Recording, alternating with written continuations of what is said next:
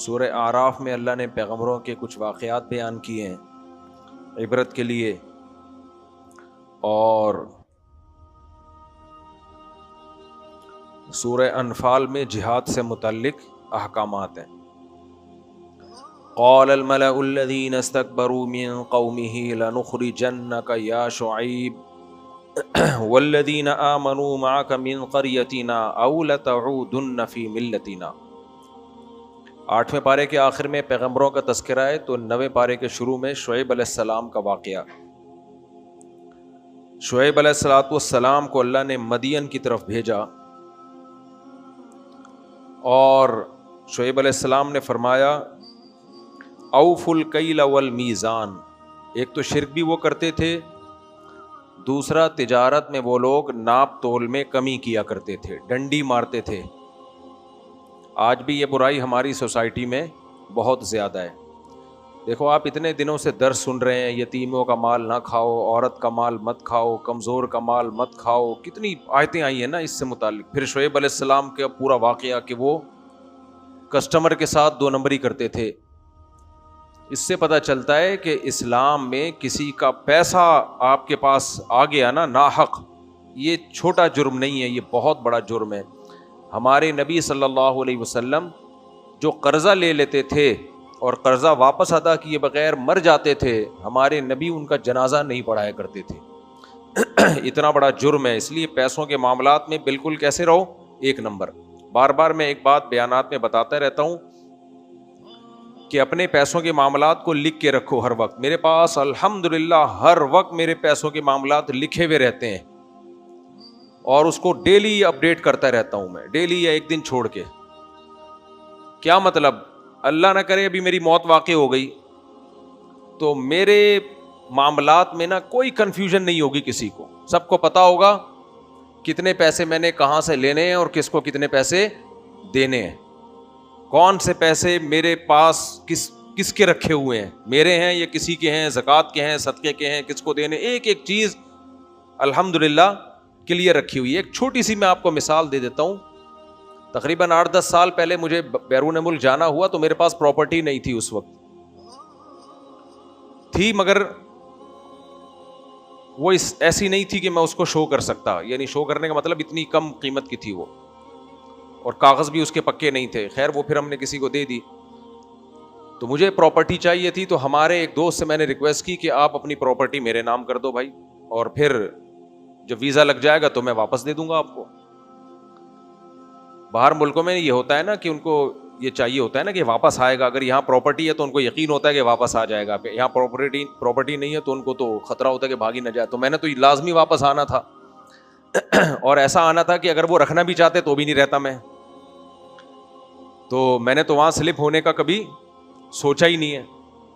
میرے پاس کینیڈا میں موقع تھا نا اپلائی کرنے کا، اور بھی اس کے بعد بھی بہت موقع ملے، لیکن میں نہیں اپلائی کرتا کیونکہ میں کہاں رہتا ہوں، پاکستان میں رہتا ہوں۔ تو پاسپورٹ لیا بھی جا سکتا ہے کسی کنٹری کا، اس میں کوئی حرج نہیں ہے۔ خیر تو میں نے اپنے دوست سے کہہ دیا یہ میرے نام کر دیں، تو انہوں نے پلاٹ میرے نام کر دیا۔ میں نے فوراً وصیت لکھی کہ یہ پلاٹ میرے نام ہے مگر میرا نہیں ہے، فوراً لکھ دی میں نے، اور اسے اپنے گوگل ڈرائیو پہ وصیت کے خانے میں ڈال دیا، اور اس کا لنک شیئر کر دیا 1-2 لوگوں کے ساتھ جو اپنے قریبی باعتماد ہے کہ بھائی میں مر جاؤں تو یہ وصیت کا لنک آپ لوگ کھول دینا۔ جیسے ہی وہ کھولیں گے اس میں کیا ہوگا، بھائی یہ پراپرٹی میری نہیں ہے۔ اب جو دینے والا تھا اس کو یہ فکر نہیں تھی، اس نے تو بھائی میں نے کہا یار یہ کرنا، اس کے بھی سائن لیے اپنے بھی سائن لیے۔ میں نے کہا یہ آپ، وجہ اس کی یہ کہ میں نے اپنے نام کی اور اللہ نہ کرے مر گیا تو بعد میں کتنی بڑی مصیبت کھڑی ہو سکتی ہے۔ وارثوں کو یہ شک ہوگا پتہ نہیں ہمارے ابا نے خریدی ہوگی، اپنے نام بھی کرا لی، کتنی بڑی مصیبت کھڑی ہوگی یا نہیں ہوگی۔ اس لیے پیسوں کے معاملے میں بالکل کیسے رہو، 1 نمبر، ایک ایک چیز لکھی ہوئی ہونی چاہیے۔ کون سی چیز، گھر کے سامان کے بارے میں نے وصیت لکھی ہوئی ہے کہ جس گھر میں جس کا جو بھی سامان ہے، فرنیچر جتنا، فریج، چولہے مولے، سب کی ملکیت اسی زوجہ کی ہے، اس میں وراثت جاری نہیں ہوگی، یہ لکھا ہوا ہے۔ ورنہ مرنے کے بعد ہو سکتا ہے بھائی اتنا گھر کا سامان ہے، اس کا مالک کون ہے، وراثت نہ بھائی نہ، جس گھر میں جو سامان ہے میں گھر والوں کو اس کا مالک بنا چکا ہوں. یہاں تک کہ جو مسجد میں, جو ابھی مسجد والوں نے مجھے گھر دیا, بس مجھے پنکھے لگے ہوئے ہیں, اس کی بھی وصیت لکھی ہوئی ہے کہ یہ پنکھے میرے نہیں ہیں, یہ مسجد کے ہیں. آپ کیا سوچتے ہیں پنکھوں میں کیا پھڈا ہوتا ہے؟ بھائی ہونے کو سب کچھ ہو سکتا ہے. معاملات کیا ہونے چاہیے؟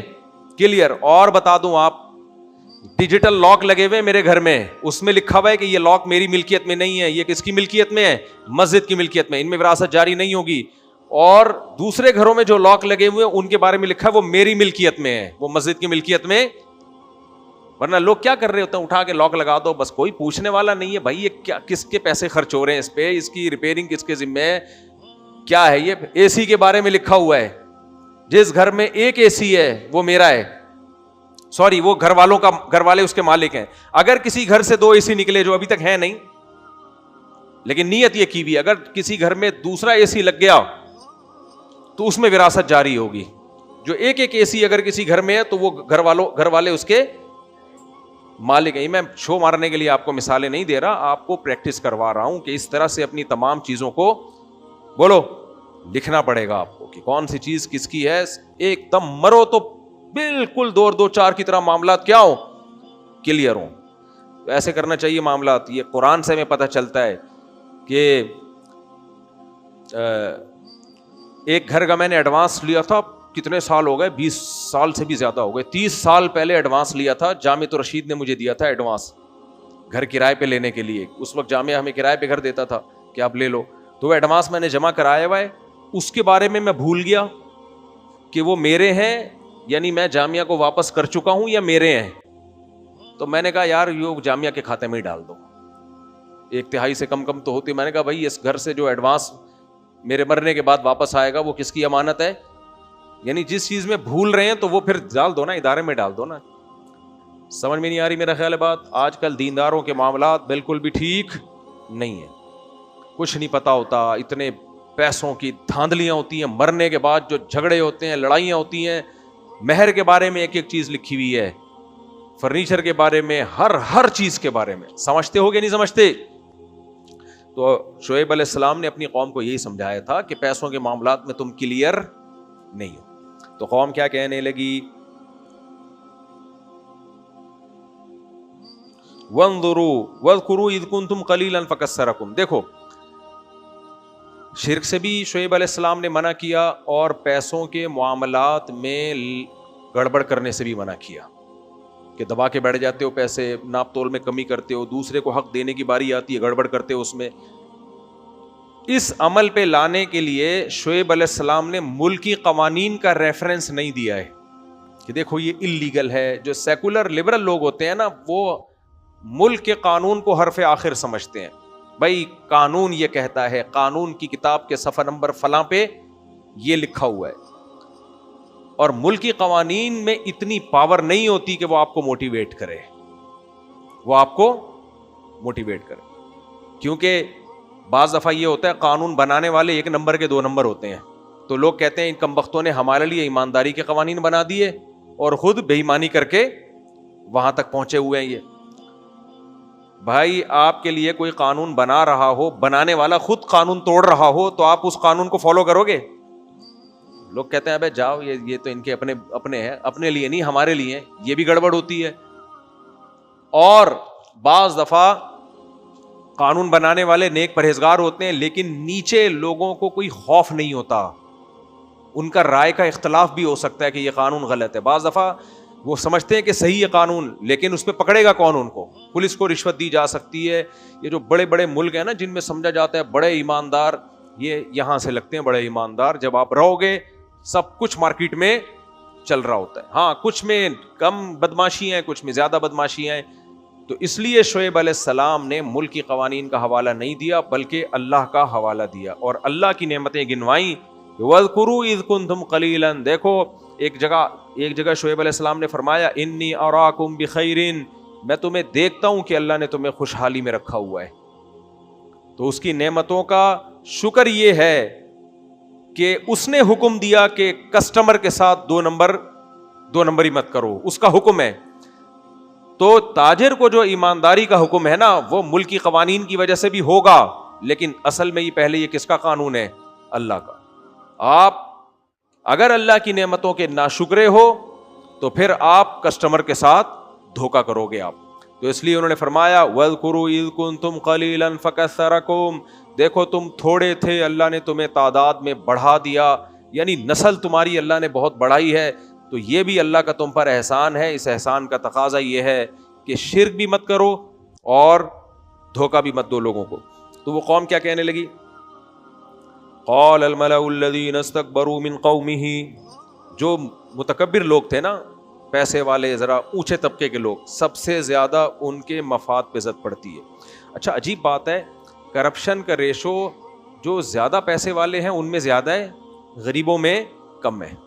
حالانکہ غریبوں میں زیادہ ہونے چاہیے, کیا خیال ہے, لیکن پیسے والوں میں زیادہ ہے. وجہ اس کی یہی ہے, نبی صلی اللہ علیہ وسلم نے فرمایا کہ اگر انسان کو سونے سے بھرے ہوئے دو وادی دے دی جائیں تو وہ چاہے گا کہ اس جیسی ایک اور وادی مل جائے. تو مالدار کے دل میں دولت کی ہوس یہ غریب آدمی سے زیادہ ہوتی ہے. ہمارے حضرت اس کی ایک لاجک بیان کیا کرتے تھے, فرماتے تھے دیکھو جو جس چیز کے ساتھ رہتا ہے اسے اس سے محبت ہو جاتی ہے, جو رہتا ہی نہیں ہے تو محبت کہاں سے ہوگی. تو مالدار نے دولت کا نشہ اور مزہ دیکھا ہے, اس لیے اس کو دولت سے محبت, اس محبت میں وہ حلال حرام کی فکر چھوڑ دیتا ہے. غریب نے دولت کا مزہ دیکھا ہی نہیں ہے, اس نے کبھی ایئر کنڈیشن کے جھونکے بولو دیکھے نہیں, اس نے ہمیشہ رکشوں کے دھکے کھائے ہیں, لینڈ کروزر میں کبھی کسی نے بٹھا لیا یہاں سے وہاں تک تو چلا گیا, ورنہ چلانے کا مزہ اس کو نہیں آیا. وہ ایسے بستروں پہ سوتا ہے جس کو منجی کہتے ہیں, اس میں نیچے سے بھی ہوا لگتی ہے اور اوپر سے بھی ہوا لگتی ہے, وغیرہ وغیرہ. خیر, تو اب وہ قوم کیا کہنے لگی, شعیب علیہ السلام کی قوم, یہ بہت اہم موضوع ہے, اللہ کرے سمجھ میں آ جائے. دیکھو اس قوم کو شعیب علیہ السلام سے اختلاف کس بات پہ ہوا. دوسرے مقام پہ قرآن میں آتا ہے اصلاتک تأمرک ان نترک ما یعبد آباؤنا او ان نفعل فی اموالنا ما نشاء. اس سے پتہ چلتا ہے اس آیت سے کہ شعیب علیہ السلام نماز بھی پڑھتے تھے, روزے بھی رکھتے تھے, عبادت بھی کرتے تھے, لیکن ان کی قوم کو نہ ان کے روزے پہ اعتراض, نہ ان کی عبادت پہ, نہ ان کی نماز پہ. مذہبی لوگوں کے نماز روزے پر کسی کو اعتراض نہیں ہوتا, کہتے ہیں پڑھو بھائی اچھی بات ہے, بلکہ خود جن چڑیل بھوت بھگانے کے لیے نمازیوں کے پاس جائیں گے, مولوی صاحب ہمارے لیے بھی دعا کر دیں, نماز پڑھ رہے ہیں ماشاءاللہ ماشاءاللہ. لیکن لوگوں کو مولویوں پہ جو اعتراض ہوتا ہے نا, وہ ان کی نمازوں پہ نہیں ہوتا, اعتراض ان کے فتووں پہ ہوتا ہے. یہ انٹرفیئر کیوں کر رہے ہیں ہماری لائف میں, یہ کیوں بتا رہے ہیں کہ بھابھی کا دیور سے پردہ فرض ہے, یہ تو ہمارے فیملی سسٹم کو ڈسٹرائے کر رہے ہیں. یہ کہتے ہیں کہ بہن سالی جو ہے وہ بہنوئی کے سامنے نہیں آ سکتی. ان باتوں پہ لوگوں کو کیا ہوتی ہے, تکلیف ہوتی ہے. نماز پڑھتے رہو, زکوٰۃ بھی سال میں ایک دفعہ ہوتی ہے نا تھوڑی سی. تو شعیب علیہ السلام کی قوم کیا کہتی ہے, آپ کی نماز آپ کو یہ ترغیب دے رہی ہے کہ ہم اپنے مال میں جیسے چاہیں خرچ نہ کریں, بلکہ آپ سے پوچھیں کہ کیا صحیح ہے کیا غلط ہے. سمجھ میں آ رہی ہے بات. آج علماء بتاتے ہیں نا یہ سود ہے, یہ سودی بینک کی جاب حرام ہے, یہ انشورنس حرام ہے, یہ فلانا حرام. لوگ بھی کہتے ہیں یار ان مولویوں نے دین کو بہت مشکل بنا دیا.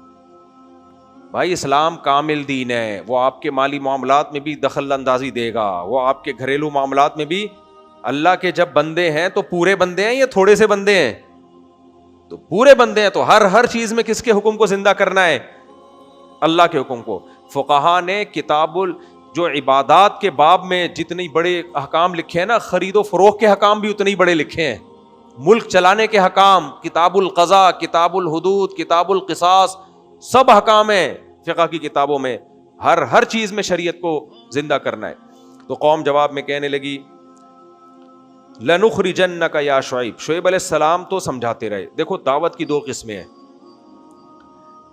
ایک دعوت وہ ہے جو عوام کے لیے دعوت کا کام اللہ نے واجب قرار دیا ہے, اس میں حکم یہ ہے. اچھا جہاد بھی اسی میں آتا ہے, خوب سمجھ لو. دعوت یہ ہے, نبی صلی اللہ علیہ وسلم نے فرمایا مَن رَأَى مِنْكُمْ مُنْكَرًا فَلْيُغَيِّرْهُ بِيَدِهِ. ہم میں سے کوئی بھی شخص کوئی گناہ دیکھے تو اسے اپنے ہاتھ سے بدل ڈالے. یہاں تک سمجھ میں آ گئی بات. یہ تبلیغ مجھ میں اور آپ پہ سب پہ کیا ہے, منہ سے بول لو نا جلدی سے, فرض ہے. آگے آپ نے فرمایا فَإِن لَّمْ يَسْتَطِعْ، اگر اس کی استطاعت نہ ہو، فَبِلِسَانِهِ، تو ہاتھ سے نہ بدلے بلکہ کس سے بدلے؟ پھر زبان سے منع کرے، یہ غلط. فَإِن لَّمْ يَسْتَطِعْ، اگر زبان سے بدلنے کی طاقت بھی نہ ہو، فَبِقَلْبِهِ، تو دل سے بدلے، یعنی دل میں نیت کرے کہ جب مجھ میں طاقت ہوئی میں اس کو بدل دوں گا. یہ 3 درجات امتیوں کے لیے کس نے بیان کیے ہیں؟ نبی صلی اللہ علیہ وسلم نے. اسی طرح جہاد کے بھی درجات ہیں. ایک جہاد دفاعی ہے جو ہر قیمت پہ کرنا ہے، ایک ہے اقدامی، خود لڑنا آگے بڑھ کے. اس میں قرآن نے حکم دے دیا کہ اِن یکم مئۃ یغلبوا مئتین، خود لڑائی کرنے کے لیے ضروری ہے کہ دشمن کے مقابلے میں کم سے کم آدھی قوت تمہارے پاس ہو. اگر آدھی سے بھی کم قوت ہے تو لڑنے کی اجازت نہیں ہے، کیونکہ پھر استطاعت نہیں ہے. نہیں ہے میرا خیال ہے بات. اسلام میں جہاد ایسا نہیں کہ منہ اٹھاؤ اور ڈھشن ڈھشن جا کے ٹھش پش کر کے آ جاؤ کہ بھائی کوئی بات نہیں. لوگ غلط قرآن کی آیتیں غلط جگہ پڑھ رہے ہوتے ہیں. جب ان سے کہا جاتا ہے نا تمہارے پاس ہے کیا لڑنے کے لیے، حکومت سے لڑنے کے لیے یا بغاوت کے لیے یا کسی اور ملک پہ حملہ کرنے کے لیے تمہارے پاس ہے کیا، تو فوراً قرآن کی آیت پڑھیں گے کم من فئۃ قلیلۃ غلبت فئۃ کثیرۃ باذن اللہ. دیکھو قرآن کہتا ہے بہت سی کمزور جماعتوں کو اللہ نے بہت بڑی بڑی طاقتور جماعتوں پہ غلبہ عطا کیا ہے. فوراً یہ قرآن کی آیت پڑھ دیں گے تو کہیں گے طاقت نہیں چاہیے جہاد کے لیے، جذبہ چاہیے. تو یہ جذباتی باتوں کی حد تک تو یہ باتیں درست ہیں، مگر یہ قرآن کی تعلیمات کے خلاف. قرآن نے حکم دیا ہے کہ اقدامی جہاد کے لیے طاقت بھی چاہیے، اور کم سے کم طاقت اتنی کہ جتنی دشمن کی ہے اس سے کم از کم آدھی ہو. وہ اگر 1 لاکھ ہیں تو آپ کم از کم کتنے ہو؟ 50,000. ان کے پاس اگر جہاز ہیں 10 طیارے ہیں تو کم از کم تمہارے پاس کتنے ہو؟ 5 طیارے ہوں. ان کے پاس اگر 100 ٹینک ہے تو کم از کم تمہارے پاس کتنے ہو؟ 50. اس سے پہلے جب تک اس حد تک طاقت نہ ہو جائے کسی سے پنگا لینے کی تمہیں اجازت نہیں ہے. مار کھاؤ گے تو خود بھگتو گے اس کو، پھر اللہ کے کھاتے میں نہیں ڈالنا. الآن خفف اللہ عنکم، قرآن کہہ رہے اللہ نے تم پہ تخفیف کر دی ہے. شروع میں حکم یہ تھا تھوڑے ہو زیادہ سے لڑو، پھر اللہ نے تخفیف کر کے بول دیا کم سے کم کتنا ہو؟ آدھی طاقت ہو. اس لیے علماء نے بیان کیا کہ اگر لڑائی ہو اور مسلمانوں کی طاقت آدھی سے بھی کم ہو تو پھر بھاگنے کی بھی اجازت ہے، کیونکہ وہ پھر جنگ سے بھاگنا نہیں کہلائے گا بلکہ وہ خودکشی سے بھاگنا کہلائے گا. سمجھ میں آ رہی ہے بات؟ اور آج کل کے جو اسکالرز آ رہے ہیں نا، باتیں کر رہے ہوتے ہیں بغاوت کی، بس نظام بدلو. اور نظام بدلو سے مراد یہ نہیں کہ کنٹینر لے کے دھرنے دو، مطلب اٹیک کرو، فوجی طاقت. تو ہم جب ان سے کہتے ہیں کم بختو تمہارے پاس ہے کیا لڑنے کے لیے، کہہ رہے ہیں یہی تو چکر ہے، مولویوں نے لوگوں کو بزدل بنا دیا. قرآن تو کہہ رہا ہے کم من فئۃ قلیلۃ غلبت فئۃ کثیرہ، بہت تھوڑی تھوڑی جماعتوں کو اللہ نے بڑی بڑی جماعتوں پہ غالب کیا ہے. تو ہم 4 آدمی بھی ہوں گے 4 لاکھ پہ اللہ ہمیں غلبہ عطا فرمائے گا. اور اس طرح کی دعوت دینے والے میں 2 ایجنسیوں کے ہوتے ہیں جو دیکھ رہے ہوتے ہیں کہ یہ دعوت سن کے کون آئے گا، تو سب سے پہلے اسی کو کھڈے لین لگاؤ. خیر وہ تو ایک الگ بات ہے. تو یہ جو کم من فئۃ قلیلۃ والی آیت ہے، اس کا مطلب کیا ہے؟ اس کا مطلب نہی عن المنکر. عام آدمی کے لیے جو حدیث میں حکم ہے برائی روکنے کی طاقت ہاتھ سے ہے تو روکے، طاقت نہیں ہے تو زبان سے، زبان سے بھی طاقت نہیں ہے تو صرف دل میں نیت. کیا مطلب؟ زبان ہاتھ سے روکنے کی طاقت ہے نہیں اور ہاتھ سے روکنا شروع کر دیا آپ نے، اس سے سوسائٹی میں کیا پھیلے گا؟ فساد. زبان سے روکنے کی طاقت ہے نہیں اور روکنا شروع کر دیا، اس سے سوسائٹی میں کیا پھیلے گا؟ فساد پھیلتا ہے. اس سے آپ بھی مارے جاؤ گے اور فساد اور پھیلے گا، فائدہ کچھ بھی نہیں ہوگا. لیکن پیغمبروں کو جب اللہ حکم دیتا ہے نا کہ تم نے دعوت اور تبلیغ کا کام کرنا ہے، پھر اس میں یہ شرط ملحوظ نہیں ہوتی. پیغمبروں کو حکم ہے کہ آپ کتنے ہی کمزور کیوں نہ ہو، اللہ نے آپ کو آرڈر دیا ہے، آپ نے دعوت کا کام کرنا ہے، چاہے آپ کو شہید کر دیا جائے. اس لیے حدیث میں آتا ہے کئی پیغمبر دنیا میں ایسے آئے ہیں جنہوں نے دین کی دعوت دی، ایک شخص بھی اس دعوت پر ایمان نہیں لایا اور ان کو شہید کر دیا گیا. تو یہ کس کے ساتھ خاص ہے؟ پیغمبروں کے ساتھ، کیونکہ وہ اللہ کے نمائندے، ان کا کام ہی یہی ہے، کوئی بات نہیں آپ شہید ہو جائیں. جیسے موسیٰ علیہ الصلوۃ والسلام کو جب اللہ نے نبی بنایا کوہ طور پہ، اور اللہ نے کہا اے موسیٰ آپ فرعون کے پاس جائیں، تو موسیٰ علیہ السلام نے کیا فرمایا؟ مجھ میں طاقت نہیں ہے، طاقت نہیں ہے مجھے. اس سے پتہ چلتا ہے کہ دعوت کے لیے طاقت کا ہونا، اختیار کا ہونا، یہ کامن سینس کی چیز ہے. یہ کس کی ہے؟ Common sense. تو موسیٰ علیہ السلام نے کہا میں کیسے دعوت دوں گا؟ حالانکہ موسیٰ علیہ السلام نبی تو بنے اس وقت، لیکن اس سے پہلے بھی حکمت اور بصیرت تو تھی نا آپ میں. خود قرآن کہتا ہے کہ وَلَمَّا بَلَغَ أَشُدَّهُ آتَيْنَاهُ حُكْمًا وَعِلْمًا، علم اور حکمت عطا کی. اسی علم اور حکمت کا تقاضا تھا کہ موسیٰ علیہ السلام نے کہا کہ اللہ فرعون کے پاس جانے کی مجھ میں طاقت نہیں ہے. کیوں؟ وَيَضِيقُ صَدْرِي، میرا دل تنگ ہوتا ہے. انی اخاف ان یقتلون، میں جاؤں گا دعوت دوں گا، میری دعوت سنے گا کون؟ مجھے تو قتل کر دیا جائے گا. کیا مطلب؟ جس دعوت دینے کا فائدہ ہی نہیں ہے میں جاؤں گا، وہ تو مجھے تلاش کر رہا ہے، میں تو موسٹ وانٹڈ بنا ہوا ہوں، اور تو مجھے فرعون کے محل میں بھیج رہا ہے، تو وہ مجھے کیا کر دے گا؟ وہ تو تلاش کر رہا ہے قتل کرنے کے لیے، وہ تو قتل، میری دعوت کا اثر کیا ہوگا؟ اللہ نے گارنٹی لی ہے کلا، ہرگز قتل نہیں کرے گا. یہ نہیں ہو سکتا کہ تیری حفاظت کی ذمہ داری کس نے لی ہے؟ میں نے لی ہے. تو میرے بھائی اسی طرح اگر کسی پر وحی آ جائے اور اللہ کہہ دے کہ تو نے ہر قیمت پہ دوسرے کو دین کی اس طرح سے دعوت دینی ہے، چاہے تجھ میں طاقت ہو یا نہ ہو، تیری گردن اڑا دیں یا نہیں اڑائیں، لازمی دینی ہے اور میں تجھے بچاؤں گا، پھر اس پہ بھی واجب ہو جائے گی. لیکن ایسا وحی کا دروازہ بند ہو چکا ہے. ہمارے لیے جو وحی میں حکم ہے وہ یہی ہے کہ استطاعت ہے تو زبان سے روکو، استطاعت پہلے ہاتھ سے روکو، ہاتھ سے روکنے کی طاقت نہیں، زبان سے یہ بھی طاقت نہیں ہے تو کس میں؟ دل میں نیت. اس سے آگے بڑھنے کی ضرورت نہیں ہے. آج بعض دیندار لوگ ہر جگہ فنٹر بن رہے ہوتے ہیں، ہر جگہ سب کو ٹھیک کرنے کی کوشش میں لگے ہوئے ہیں، چاہے استطاعت ہو یا نہ ہو، اس سے نقصان ہوتا ہے سوسائٹی میں. اور یہ جو حدیث میں آتا ہے نا، حق بات سب سے بہترین جہاد ہے، کلمۃ حق عند السلطان الجائر، ظالم بادشاہ کے سامنے حق بات کہنا. تو دیکھو نبی نے ظالم بادشاہ کے سامنے حق بات کہنے کو تو افضل جہاد قرار دیا، اس کے سامنے تلوار لے کے کھڑے ہو جانے کو افضل جہاد قرار نہیں دیا، بلکہ بخاری مسلم میں اس کو حرام قرار دیا ہے آپ صلی اللہ علیہ وسلم نے. اور یہ جو جہاد ہے جس میں آتا ہے کم من فئۃ قلیلۃ، کہ تھوڑی جماعتوں کو بھی اللہ نے بڑی جماعتوں پہ غالب کیا ہے، اس کا شان نزول بھی آپ دیکھ لو. نبی نے حکم دیا تھا لڑنے کا بنی اسرائیل کو، اور نبی کے حکم پہ، اللہ کے حکم پہ طالوت کو بنی اسرائیل کا کمانڈر بنایا گیا. یہاں براہ راست وہی ان کو کہہ رہی ہے جا کے لڑو. ایسی صورت میں پھر طاقت نہیں دیکھی جائے گی، کیونکہ اللہ ڈائریکٹ کہہ رہے ہیں نا، براہ راست اللہ کہہ رہے ہیں لڑو بھائی. پھر تو ایک کو اگر اللہ کہے گا لاکھوں سے لڑو، اس ایک پر لڑنا فرض ہو جائے گا، کیونکہ جب اللہ کہہ رہا ہے تو اللہ سے آگے تھوڑی کوئی لڑے گا. تو بنی اسرائیل کو اللہ نے کہا تھا کہ جالوت تمہارے کمانڈر ہیں، طالوت تمہارے کمانڈر ہیں، تم نے جا کے لڑنا کس سے؟ جالوت سے. تو بنی اسرائیل نے کہا یہ تو بہت زیادہ ہیں، ہم تو کمزور ہیں، بہت طاقتور ہیں. تو وہاں یہ کہنا بنتا نہیں تھا. وہاں پھر موٹیویشن کے لیے کہ بھائی اللہ کے حکم پہ لڑ رہے ہو نا، تو کم من فئۃ قلیلۃ غلبت فئۃ کثیرہ، بہت دفعہ اللہ کمزوروں کو طاقتور پہ غالب کر دیتا ہے. یہاں بھی اللہ تم کمزور ہو کے طاقتور پہ تمہیں کیا کرے گا؟ غالب کرے گا. تو یہ اللہ کے آرڈر پہ تھا. اس کی مثال ایسے ہے جیسے موسیٰ علیہ السلام نے جب قوم عمالقہ سے لڑنے کا حکم دیا نا، تو بنی اسرائیل نے کہا ان فیہا قوما جبارین، یہ تو بڑے طاقتور لوگ ہیں، پہلے مخبروں کو بھیجا جا کے دیکھ کے آؤ، چیک کرو، دیکھو بہت پاورفل ہیں. تو کہنے لگے اے موسیٰ ہم نہیں لڑیں گے.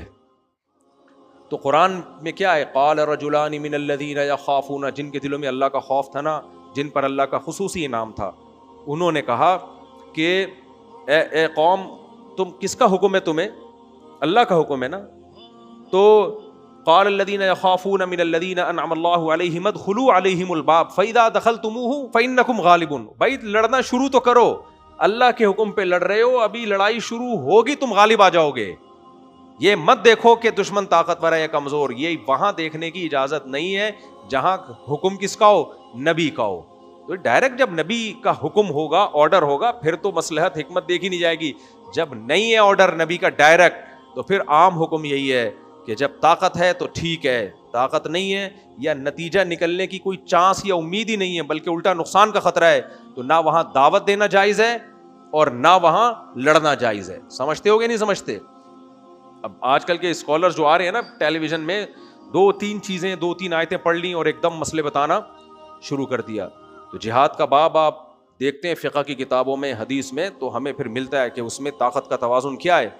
ضروری ہے. تو کم سے کم آدھی طاقت، اس سے پہلے آپ کو اجازت نہیں ہے. اور دنیا میں بھی اصول ہے نا، دنیاوی اصول ہے. آپ کمزور ہیں اور 6 آدمی آ رہے ہیں لڑنے کے لیے, آپ بولو کم من فیۃ قلیلۃ غلبت فیۃ کثیرہ, بہت دفعہ کمزوروں کو اللہ نے طاقتور پہ غلبہ دیا ہے, 6 سے میں اکیلا لڑوں گا, تو لڑ دو, آپ پٹو گے, اس کے علاوہ کچھ بھی حاصل نہیں ہوگا. سمجھ میں آ رہی ہے بات کہ نہیں آ رہی ہے؟ تو یہ بہادری نہیں ہے کہ اپنے سے کئی گنا زیادہ طاقت. ہاں ڈائلاگ میں, فلموں میں ڈائلاگ کے حساب سے ٹھیک ہے, فلموں میں ڈائلاگ کے حساب سے کیا ہے, تو فلموں کی باتیں فلموں کے اندر اچھی ہوتی ہیں, گراؤنڈ ریئلٹی پہ فلموں کی باتیں اچھی نہیں ہوتی. خود اپنے معاملات میں یہ کچھ نہیں کرتے, 10 بندوں کو دیکھتے ہو آ رہے ہیں تمہیں کوٹنے کے لیے تو بھاگ جاتے ہو, تو پھر اسلام کو کیوں بدنام کر رہے ہو؟ اسلام پہ ایسی چیزوں کا لیبل لگا کے کیوں لوگوں کو بیوقوف بنا رہے ہو؟ تو ہمیشہ گراؤنڈ ریئلٹی کو دیکھ کر فیصلہ کیا جائے گا کہ کیا کرنا ہے اور کیا نہیں کرنا. لوگ افغانستان کی مثال دے دیتے ہیں, وہ بھی تو تھوڑے سے تھے اور اتنی بڑی طاقت کو انہوں نے بھگا دیا اور افغانستان پہ قبضہ کر لیا. وہ تھوڑے سے تھے, پہلی بات افغانستان پہ کوئی پراپر حکومت قائم تھی نہیں, لہذا ان کا حکومت کے خلاف نکلنا یہ بغاوت نہیں کہلائے گا, کیونکہ حکومت تھی نہیں. افغانستان تو ٹکڑوں میں بٹا ہوا تھا, کوئی ایک اسٹیٹ تھی نہیں. دوسری بات, وہ جو باہر کی طاقتوں سے لڑے ہیں وہ دفاعی جنگ ہے. دفاع کی مطلب آپ کے ملک میں گھس کے کوئی آپ کو مار رہا ہے پھر لڑو آپ. دفاع میں تو بلی بھی شیر پہ چماٹے مارتی ہے, حالانکہ طاقتور ہے, کیونکہ مرتا کیا نہ کرتا. تو ہم بات دفاعی جنگ کی نہیں کر رہے, ہم کس کی کر رہے ہیں؟ اقدامی لڑائی کی کر رہے ہیں. تو دفاع میں تو سب لڑتے ہیں, وہ تو لڑنا حق ہے. چلو یہ بہت اہم موضوع تھا, یہ میں نے تھوڑا بتانا ضروری تھا. اللہ تعالیٰ فرماتے ہیں قال الملأ الذین استکبروا من قومہ. تو شعیب علیہ السلام نے جب سمجھایا نا, تو وہ جو متکبر لوگ تھے وہ کہنے لگے ما نفقہ کثیرا مما تقول, اے شعیب تیری بہت سی باتیں ہماری سمجھ میں آتی نہیں.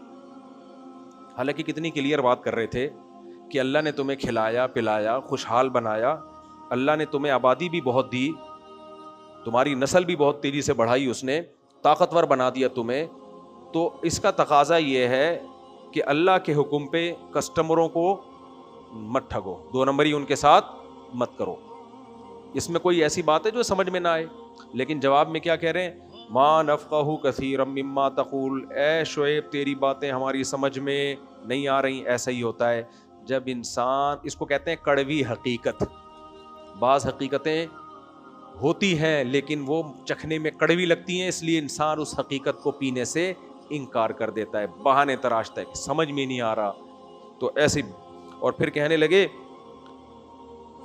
لنخرجنک یا شعیب, اے شعیب اب ہمارے پاس ایک ہی حل ہے, تو دعوت سے باز نہیں آ رہا. میں نے بتایا نا, ایک عام شخص ہوگا اس کو اجازت ہے کہ وہ جب دیکھے نا کہ قوم باز نہیں آ رہی تو چپ کر کے اپنے کاموں میں لگ جائے, یہ اجازت ہے, ٹھیک ہے نا, اور کوئی اور کام کرے. لیکن پیغمبروں کو اس کی اجازت نہیں ہے. پیغمبروں کو یہ کہ جب تک اللہ کا حکم نہیں آتا تا حکم ثانی آپ نے دعوت دیتے رہنا ہے. ہمیں حکم یہ کہ دعوت سے فائدہ ہو رہا ہے تو دو, نہیں ہو رہا تو بے وقوفوں پہ اپنا ٹائم ضائع مت کرو, کہیں اور جاؤ, کوئی اور کام کرو یا کسی اور کو دعوت دو. یونس علیہ السلام سے یہی خطا ہوئی, اجتہادی خطا. انہوں نے قوم کو دعوت دی, جب نا امید ہو گئے تو انہوں نے کہا بھائی یہ قوم تو فائدہ نہیں ہے, آسمان سے عذاب آئے گا, چلو میں چلا جاتا ہوں. اللہ کو غضب آیا کہ آپ تو پیغمبر ہیں, آپ کو وداؤٹ پرمیشن یہاں علاقہ چھوڑنے کی اجازت نہیں تھی. مجھے اور آپ کو ہے, یونس علیہ السلام کو نہیں تھی, پیغمبر تھے. تو فرق سمجھ میں آ گیا پیغمبر میں اور غیر پیغمبر میں. جب یہ ویڈیو کیمرہ نیا نیا ایجاد ہوا تھا نا, تو ہمارے ایک رشتہ دار ہیں ابھی امریکہ میں ہوتے ہیں, مرچنٹ نیوی میں کیپٹن تھے, اللہ ان کی عمر میں برکت دے, ان کو صحت دے. تو انہوں نے ویڈیو کیمرہ خریدا, نیا نیا آیا تھا, اور ویڈیو کیمرے سے چھپ چھپ کے ویڈیو بنانے لگے جو رشوت خور ہوتے ہیں نا آفیسر, سمجھ رہے, ان کی ویڈیو, یہاں سے وہ رشوت لے رہا ہے, یہ لے رہا ہے, ایسے کر رہا ہے, جو بھی الٹے 2 نمبری ہو رہی تھی. کسی نے ان کو سمجھایا بھائی یہ کام مت کرو, یعنی مت کرو اس لیے کہ یہ تمہیں چھوڑیں گے نہیں, یہ سارے بڑے بڑے تگڑے لوگ ہیں یہ. انہوں نے کہا نہیں, ان کے دل میں جذبہ تھا کہ میں برائی کو جڑ سے ختم کروں گا. تو کہتے ہیں پھر مجھے خود سنا رہے تھے واقعہ, بہت پرانی بات ہے, 25-30 سال پرانی, سے بھی زیادہ, اس سے بھی زیادہ پرانی بات ہوئی, میں چھوٹا تھا اس وقت. مجھے کہنے لگے کہ یار ایک آفیسر نے مجھے سمجھایا, بولا بھائی تم پیغمبر نہیں ہو, پیغمبروں کی مدد کا اللہ نے وعدہ کیا ہے اور ان کی تو ذمہ داری ہے, ان کو تو بھیجا اسی کام کے لیے, تم پیغمبر تھوڑی ہو. کیونکہ یہ کام کر رہے ہیں تو ظاہر ہے دشمنیاں کم تھوڑی ہوں گی, کوئی مار دے گا, قتل کر دے گا, بچے یتیم ہو جائیں گے. تو بھائی جتنا اتنا نہیں انل منکر کرو جتنا افورڈ کر سکتے ہو. کہتے ہیں مجھے سمجھ میں آ گیا, واقعی یار میں کوئی پیغمبر تھوڑی ہوں. پیغمبروں کے لیے تو اللہ نے پیغمبروں سے یہ بھی وعدہ کیا ہے کہ ہم آپ کو روزی بھی دیں گے, رزق بھی ہم آپ کو دیں گے. لا نسألک رزقا نحن نرزقک, قرآن کہتا ہے ہم آپ کو روزی دیں گے. کہہ رہے مجھے خیال ہوا میری تو جاب سیکنڈوں میں ختم ہوگی, میں کہاں سے کھاؤں گا بھائی. تو پیغمبروں کے لیے تو اللہ نے روزی کا بھی وعدہ کیا کہ آپ دعوت کے کام میں لگے رہو, روزی روٹی آپ کو کون دے گا؟ اللہ دے گا. کہتے ہیں میرے سے تھوڑی, وہ آفیسر نے کہا بھائی تم سے تھوڑی اللہ نے وعدہ کیا ہے کہ تم جو ہے آفیسروں کے پیچھے پڑے رہو جو رشوت لے رہے ہیں اور نہیں انل منکر کر کے چھوڑو, روزی میں تمہیں دوں گا. تو اللہ جاب جائے گی کہاں سے بچوں کو پڑھاؤ گے؟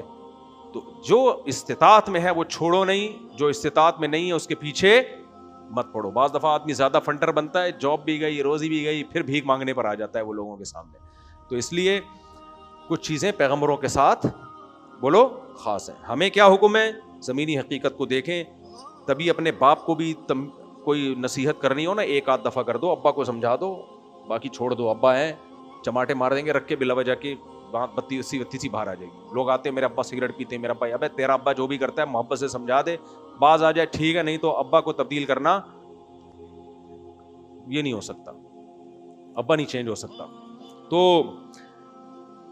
تو یہاں بھی ایسا ہی تھا کہ وہ شعیب علیہ السلام کی قوم نہ تنگ آنے لگی. بھئی آپ کیوں نصیحت کر رہے ہو بار بار, جیسے نوح علیہ السلام نصیحت کر رہے تھے, کتنے سال لگا دیے؟ 950 سال. تو قوم بھی تنگ آ گئی نا, ان کو دیکھ کے کانوں میں انگلیاں ٹھوس لیتی قوم, ان کو دیکھ کے منہ پہ کپڑا ڈال دیتی. لیکن نوح علیہ السلام کو حکم نہیں تھا کہ آپ نے پیچھے ہٹنا ہے, مانے نہ مانے جب تک میرا حکم نہ آئے دعوت دیتے رہنا ہے. کتنے سال دعوت دی ہے؟ 950 سال. کیا حوصلہ نوح علیہ السلام کا, کتنا بڑا حوصلہ. پیغمبر نہیں تھکتے بھائی, ان کا تو کام ہے دیتے رہیں گے دعوت. یہی تو فرق ہے پیغمبر میں اور عام امتی میں. تو یہاں بھی شعیب علیہ السلام دعوت دیتے رہے, تو وہ قوم پھر دھمکیوں پہ آ گئی. لَنُخْرِجَنَّكَ یا شعیب, اے شعیب اب ہم تجھے یہاں سے ملک بدر کر دیں گے, اور جو تیرے ساتھ ایمان لائے ہیں نا, تجھے جنہوں نے پیغمبر مانا ہے ان کو بھی یہاں سے نکال دیں گے.